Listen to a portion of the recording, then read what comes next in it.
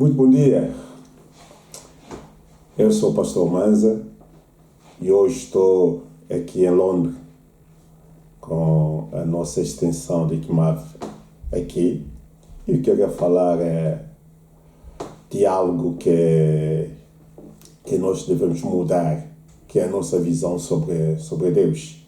Sim, todos nós conhecemos aquele versículo, todos nós, estou a falar, nós cristãos, até católicos, conhecemos aquele versículo ou aquela oração que Jesus nos ensinou sobre o Pai Nosso, e nós, naquela oração, chamamos Deus do nosso Pai. Mas muitas vezes no dia a dia isso não corresponde à verdade e nós temos a visão de Deus distorcida. E hoje, em poucas palavras, queria falar sobre mudar a nossa visão sobre Deus.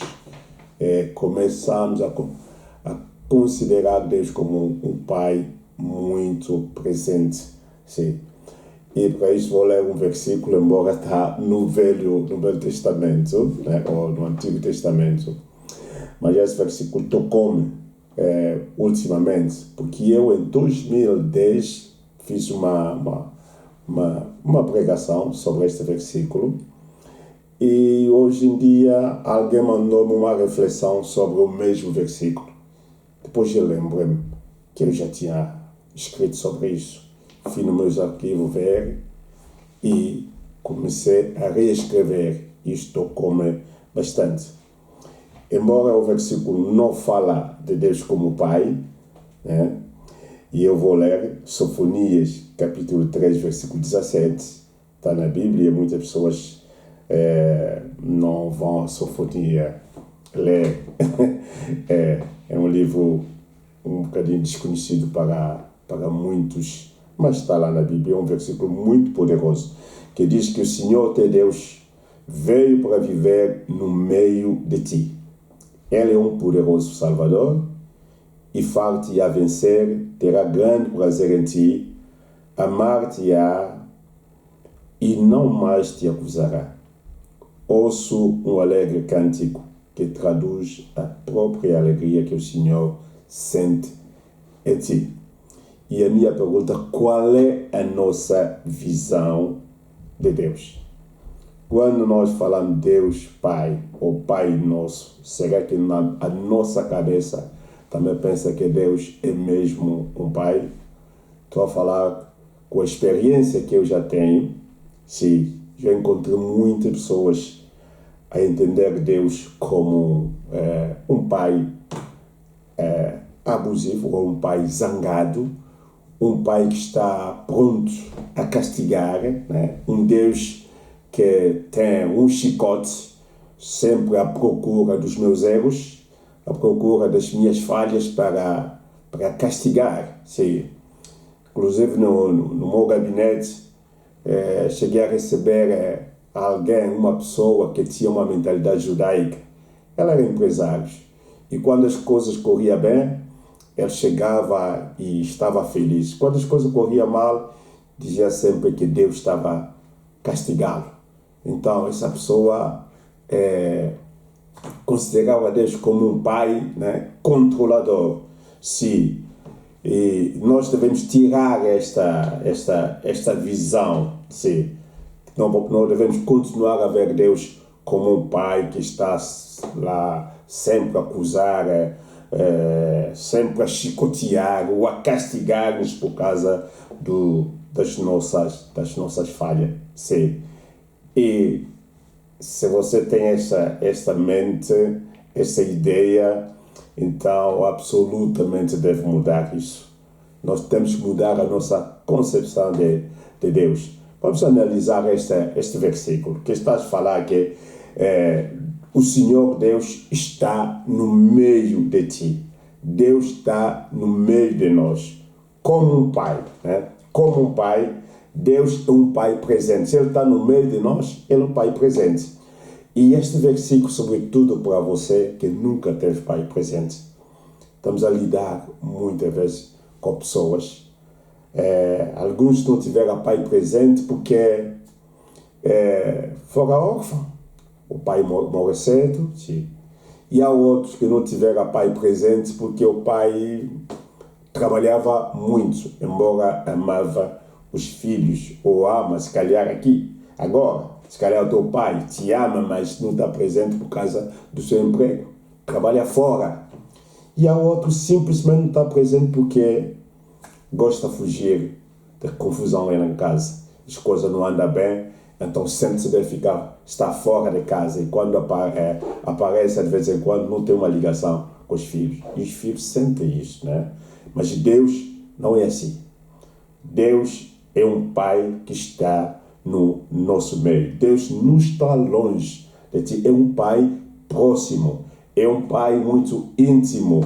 É um pai que ama com ternura, ama os seus filhos redimidos. Sim. Então nós vamos tirar aquela imagem que Deus está ausente. Porque isso é que o mundo muitas vezes diz: epa, Deus tem muito trabalho para fazer, por isso eu não quero saber de mim.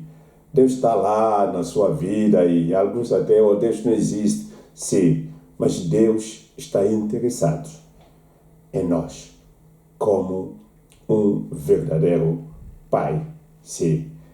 E Jesus até falou um versículo aí, ele disse que para não chamar mais ninguém pai, porque nosso pai único está no céu. E ele estava a falar, não é que nós vamos contar com o nosso pai, mas uma maneira, né, de trazer Deus como um pai presente no nosso meio.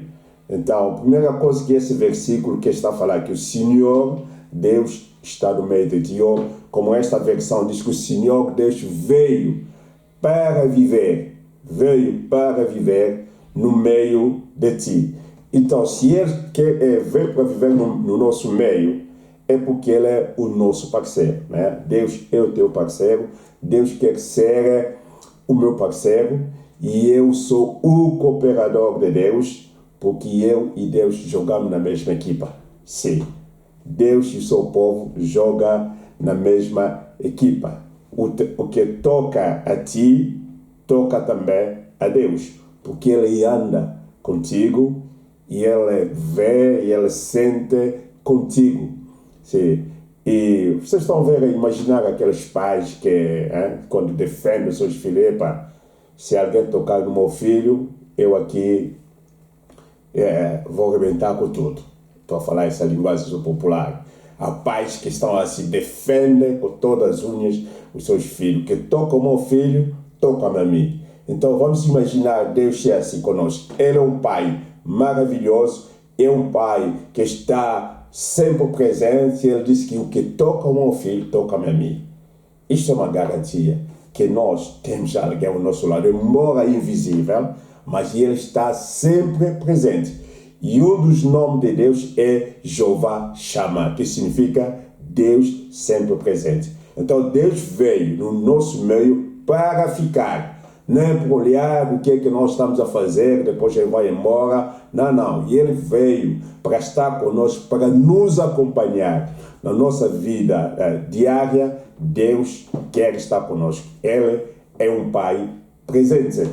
E a segunda coisa que esse versículo fala, diz que ele é um poderoso Salvador. Diz que ele é um poderoso Salvador, ou um poderoso para salvar. Então Deus é infinitamente forte.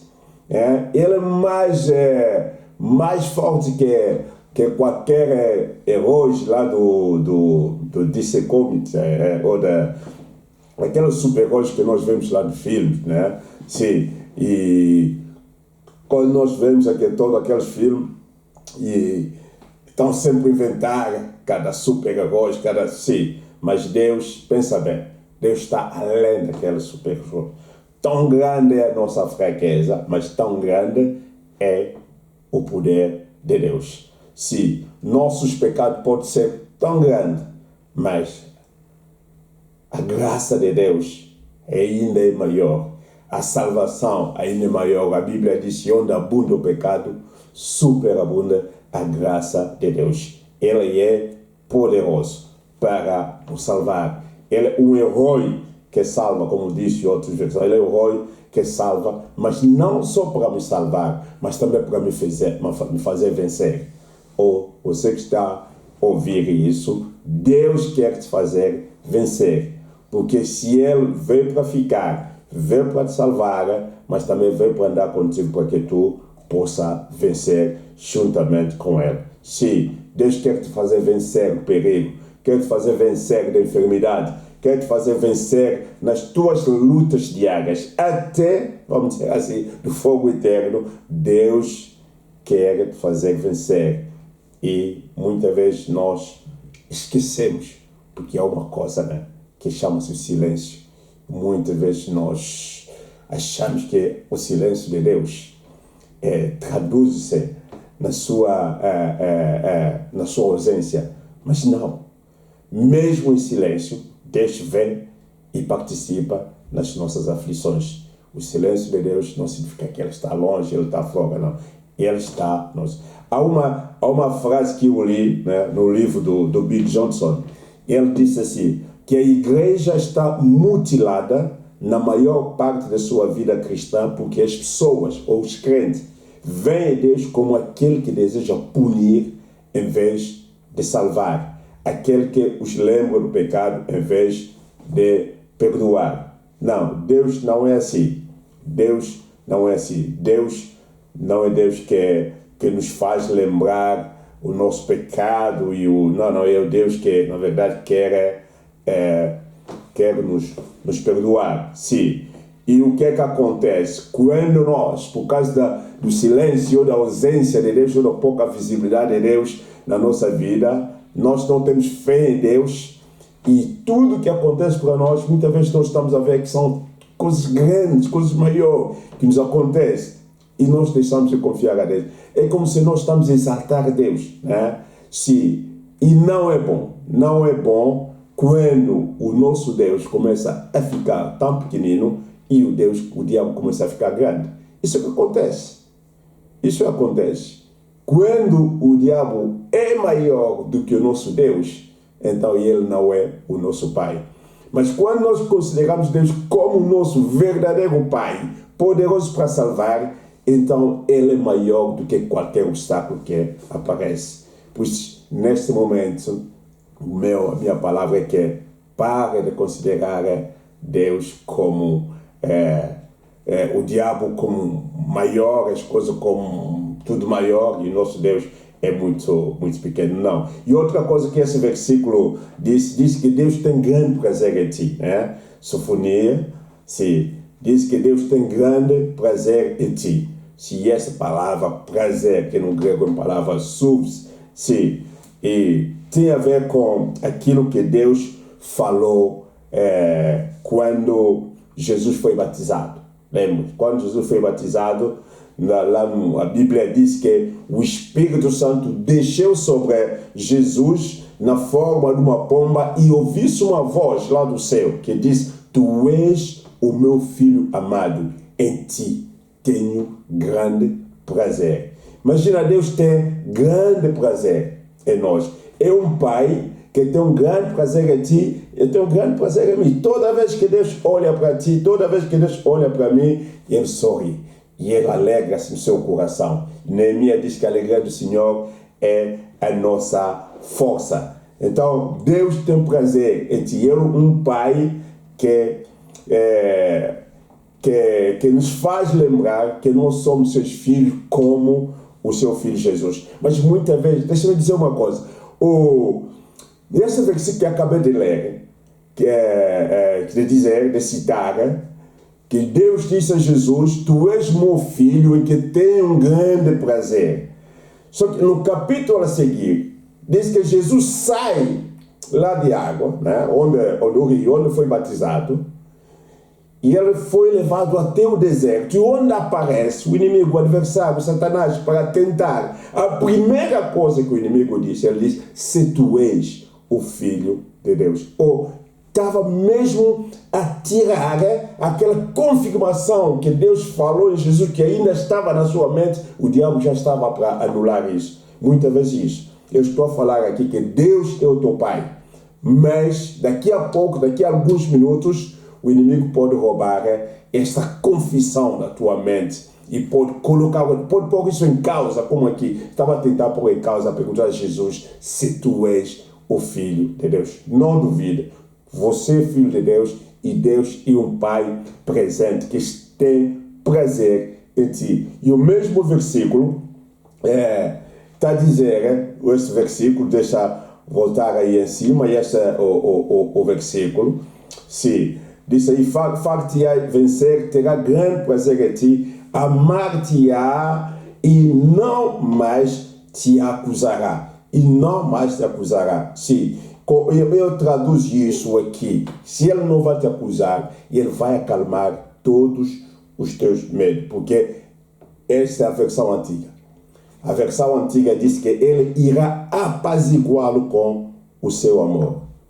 É como uma mãe que pega o seu filho no braço. Eu estou a imaginar, né? Uma mãe abraça o seu filho. Quando o filho, muitas vezes, quando o filho cai no chão, o filho começa a chorar, e vê, basta aquele toque, parece que aquele dor desapareceu. Filho, não chora mais, não chora. Abraçou aquele braço, o bebê já deixa de chorar. Sim, muitas vezes pergunto, será que aquilo estava a doer ou não estava a doer? Mas o bebê precisa daquela toque, daquela ternura, daquela abraço, né? Então, diariamente, Deus faz isso conosco, porque Ele é o nosso Pai, Ele nos renova o nosso homem interior, Ele alimenta a nossa alma, Deus levanta, é um Pai que levanta o nosso autoestima, é o Pai que renova as nossas esperanças, é o Pai que revivifica os nossos sonhos, é um Pai que renova a nossa expectativa. Então, Deus está sempre ao nosso lado como um Pai presente para nos acolher em seus braços. E a última coisa aqui para terminar, e este versículo diz que Ele terá alegria triunfante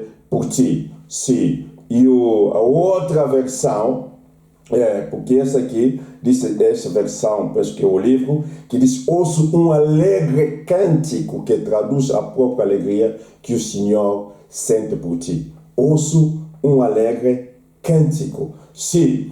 E aqui, e essa palavra que está aqui essa alegria triunfante aqui é diferente da outra palavra que está à frente, também que fala de prazer ou da alegria. Aqui diz, essa alegria significa exultar, alegria. Exultar. Alegrar-se como diz que Jesus um dia ele exultou-se dentro dele. Sim. Mas isso o que significa? Significa que Deus exulta, Deus salta de alegria por causa de você. Então imaginar, Deus como Deus, nós sempre vemos Deus lá no seu trono, sentado lá, como um velhote lá sentado no seu trono lá no céu, cheio de barba branca, parece um pai Natal. Não. Que Deus salta-se de alegria. Ele regozija-se em nós, né? Essa alegria é triunfante, como Deus canta uma canção de amor para nós. Ele canta e se alegra. Estou a falar isso, novo tradição da linguagem de hoje, que diz que ele cantará e se alegrará por nós. Nós nunca imaginamos isso. Só imaginamos que nós cantamos para Deus. Nós fizemos música, letras, cantamos, dançamos para Deus. Só que aqui está a falar o contrário. Está a falar que Deus vai cantar para nós. Deus se alegrará. Deus vai ter aquela alegria triunfante. Vai regozijar-se. Vai exultar-se da alegria por causa de nós. Eu gosto disso. Eu ouço um alegre cântico que traduz a própria alegria que o Senhor sente por nós. Então, há um alegre cântico de Deus para nós. Deus canta. Vocês estão a imaginar Deus cantar por ti? Não é aquele pai que te insulta, não é o pai que está zangado, não é aquele pai que recusa a estar presente, a acudir o seu filho. Não, ele canta por nós. Ele espera simplesmente que nós andamos em obediência, porque ele tem uma aliança conosco que não acaba. Sabe uma coisa? Nós temos uma aliança, muitas vezes nós falhamos com a nossa aliança, Mas se você tem aliança, você tem que saber uma coisa. Você pode falhar, mas Deus nunca vai falhar com a sua aliança.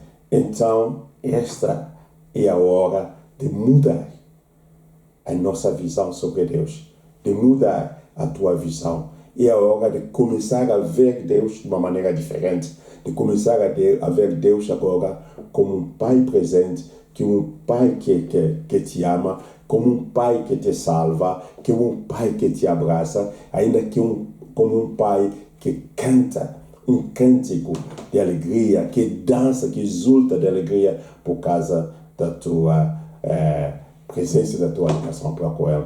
Então, eu deixo vocês com esta palavra. Que Deus abençoe todos nós, inclusive a mim mesmo. Amém.